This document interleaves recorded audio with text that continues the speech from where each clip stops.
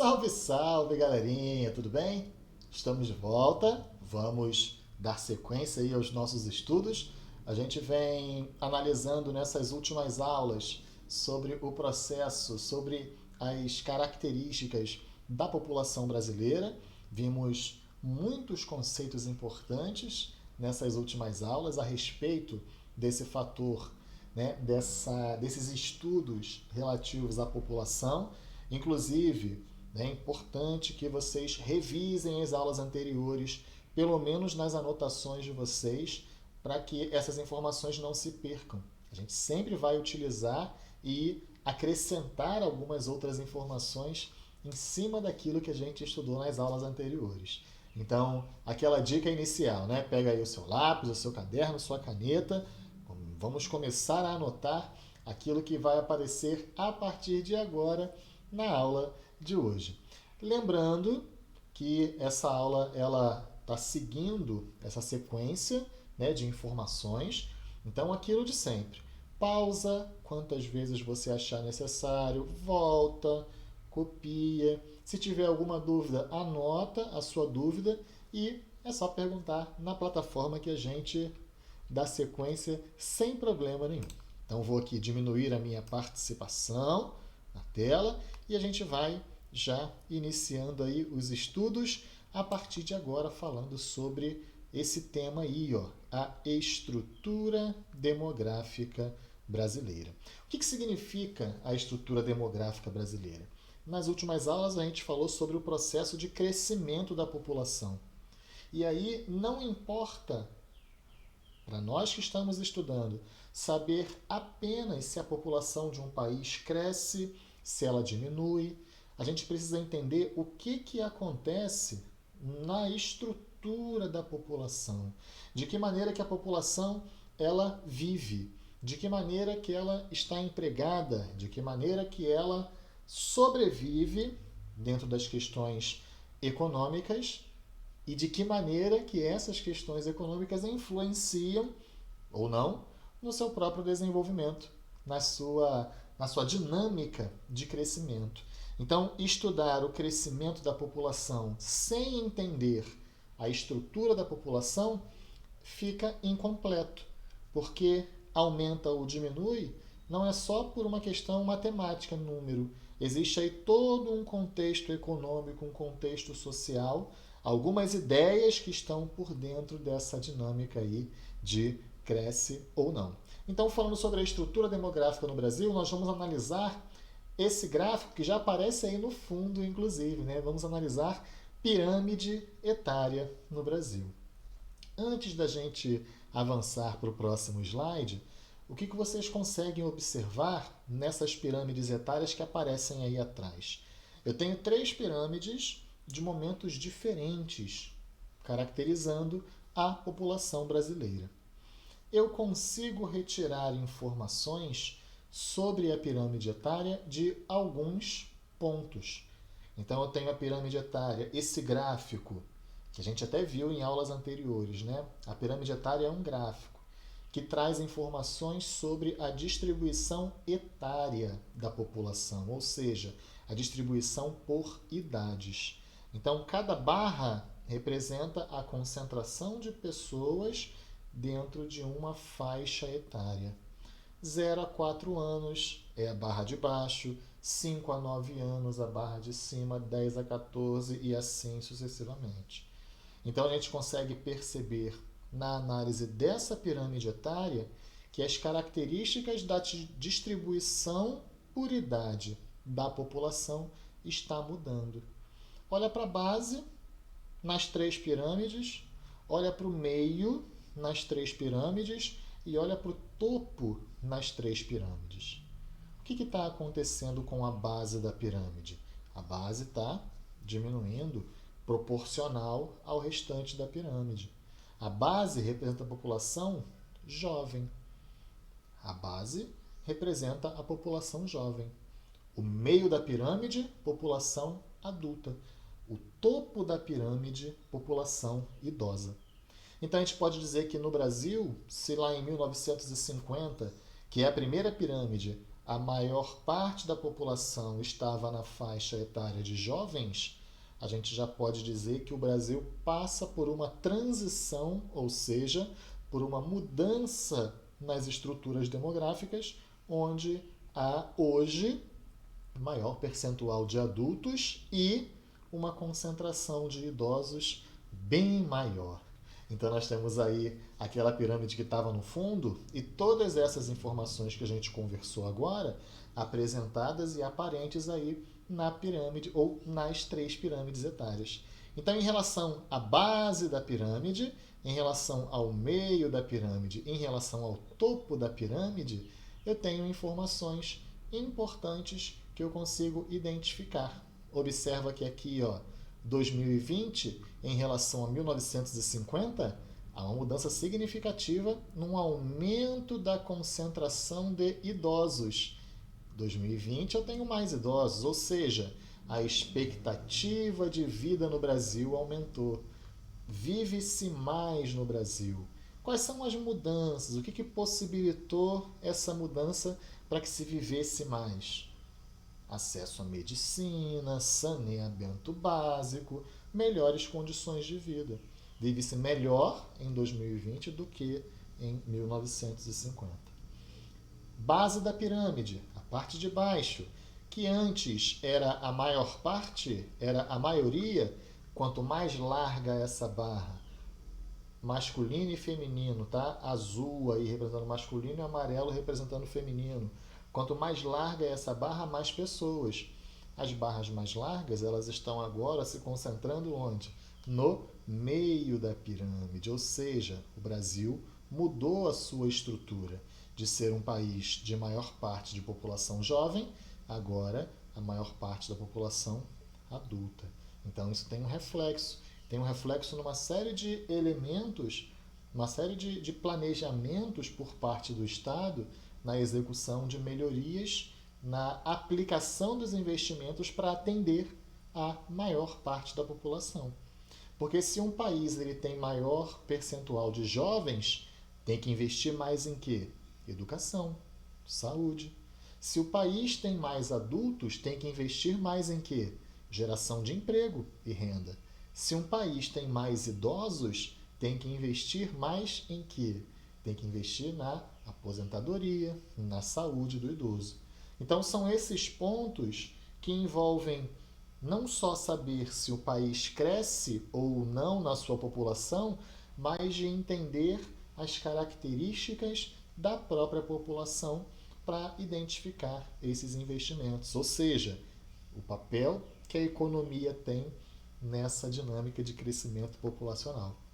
Importantíssimo a gente identificar esses elementos. Então nós temos aí, em relação aos aspectos importantes que o Brasil vem completando a sua transição demográfica, a mudança nas características da sua estrutura etária. E isso significa o quê? Que o Brasil saiu de ser aquele país, população jovem na sua maioria, entrou ali num processo de envelhecimento. Hoje tem mais adultos e aumentou a concentração de idosos. Isso é uma característica dos países que estão fazendo a sua transição demográfica. Lembra que diminuiu a base da pirâmide em relação a 1950 quando comparado a 2020? Lembra que aumentou o topo da pirâmide de 1950 para 2020? Então nós temos alguns indicadores que vocês já viram o que significa em aulas anteriores, inclusive, alguns indicadores que expressam isso. Eu tenho uma diminuição da natalidade, eu tenho uma diminuição da fecundidade.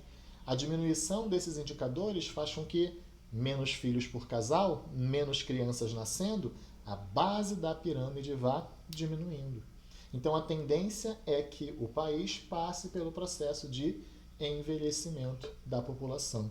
E também a diminuição da mortalidade, que é um indicativo da qualidade de vida nesse país, vai me ajudar a entender o comportamento do topo da pirâmide. Na verdade, esses indicadores, a diminuição da natalidade, ela está ligada a alguns fatores. Que fatores auxiliaram na diminuição da natalidade?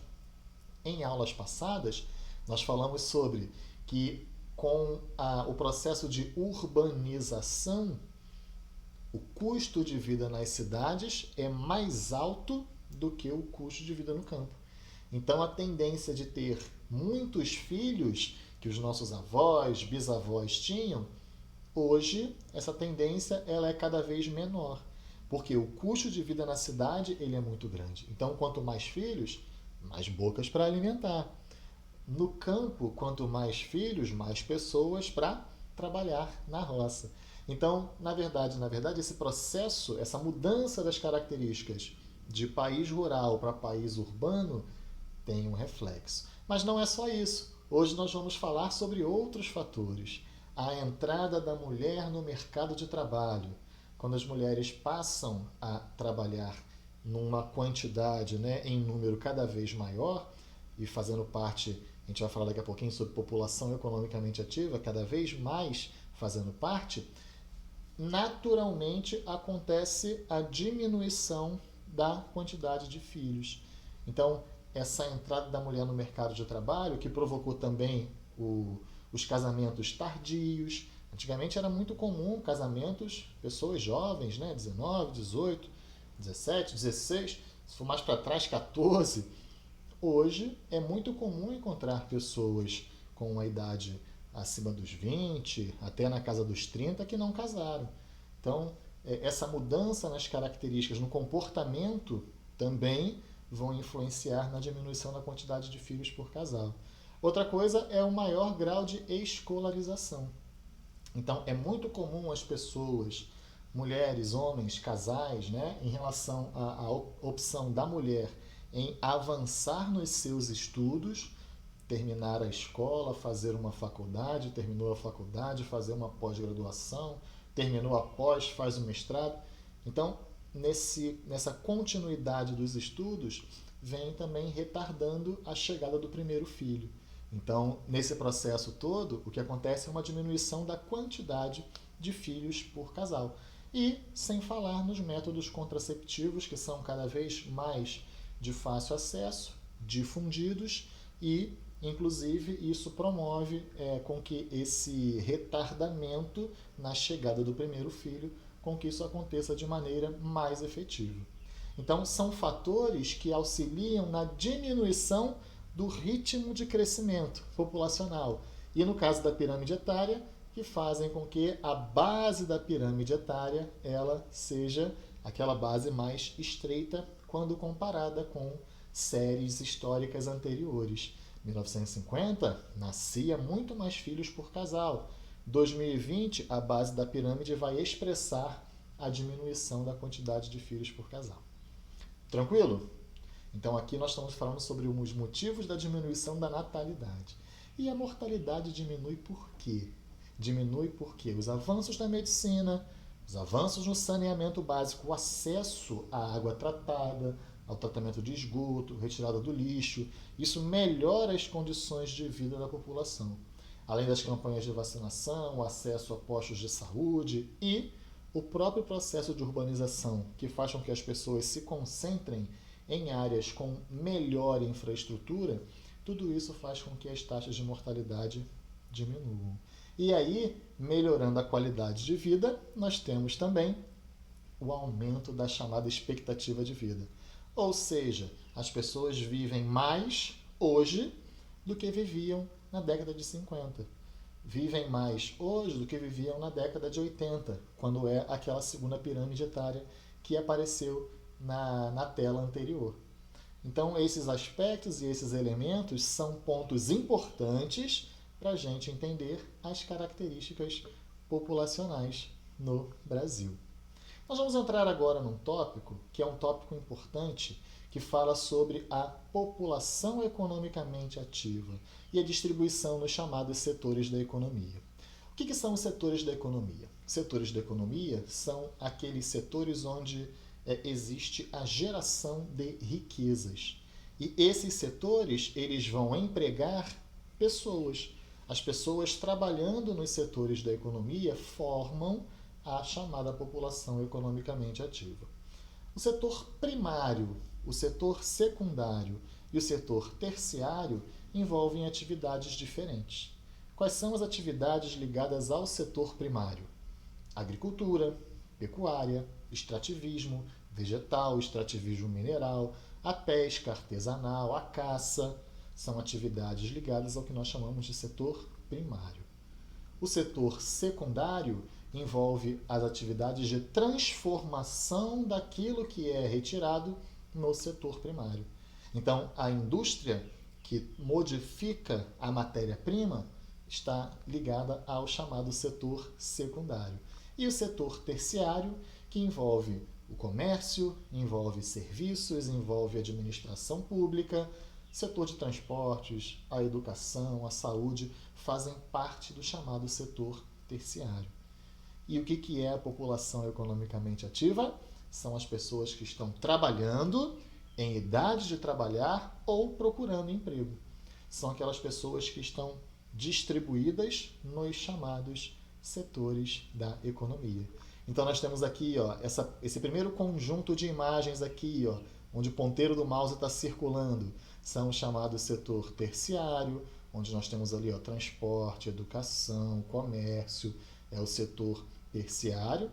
Aqui, agricultura, pecuária, nós estamos falando do setor primário, e aqui a indústria, que está transformando ali as chapas de ferro e aço na produção de um automóvel, a indústria, a transformação dessa matéria-prima. Então, o que nós temos dentro dessa lógica dos chamados setores da economia, quem está empregado ou procurando emprego nesses setores, em cada um deles, é a chamada população economicamente ativa. Tudo bem até aqui?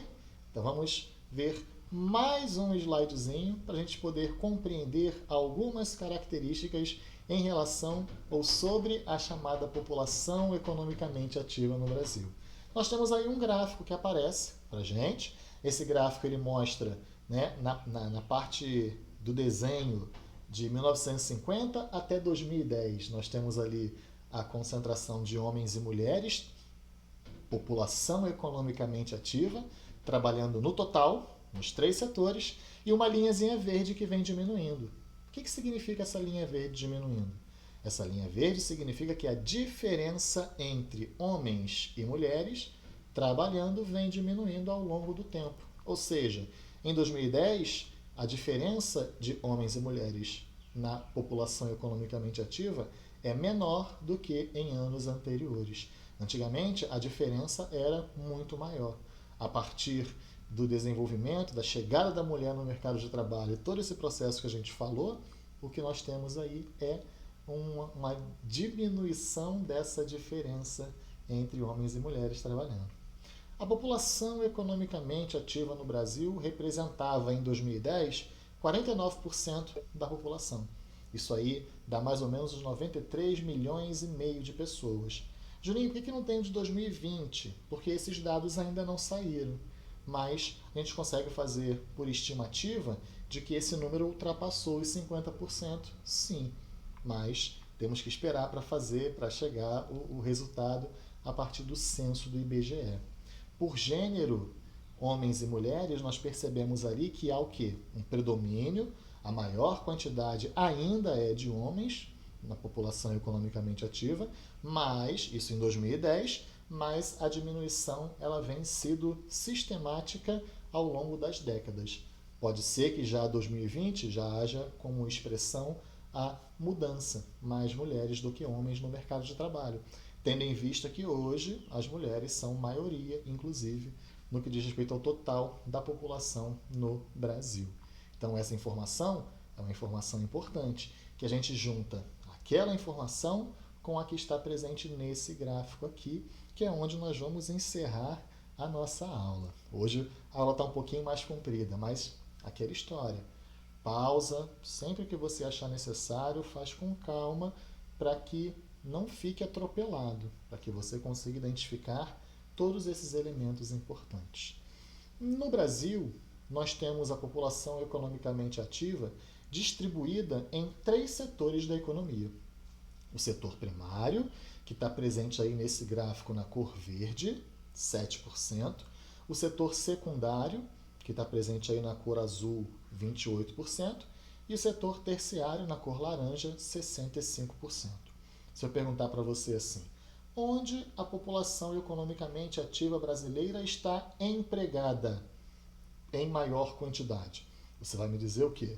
É o número que está maior aí no gráfico. É onde? Setor terciário. Agora, por que é no setor terciário? O setor primário, que envolve agricultura, pecuária, extrativismo, pesca.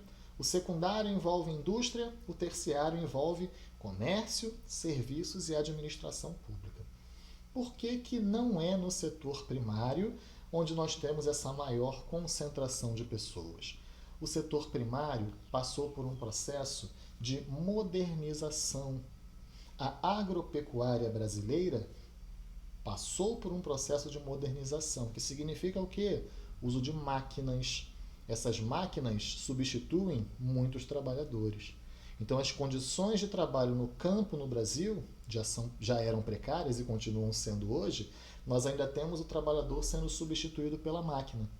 Então, isso faz com que exista um grande número de trabalhadores que ficam desempregados. Alguns desses vão para as cidades buscar emprego, melhores condições de vida na cidade. Outros vão fazer parte de movimentos sociais pela busca de terra, como por exemplo o MST.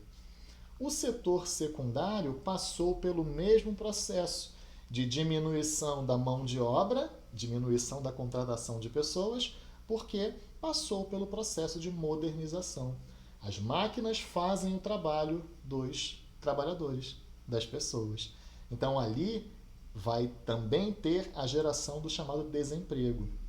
O tipo de desemprego que existe, que se configura a partir da modernização da produção, a gente vai chamar de desemprego estrutural. É um desemprego que não tem volta. Ninguém vai demitir a máquina para contratar as pessoas de novo, sendo que a máquina consegue fazer aquele trabalho de vários trabalhadores. Então, se eu tenho uma diminuição do setor primário ao longo do tempo, uma diminuição do setor secundário, das pessoas empregadas ao longo do tempo, onde essas pessoas vão ser empregadas?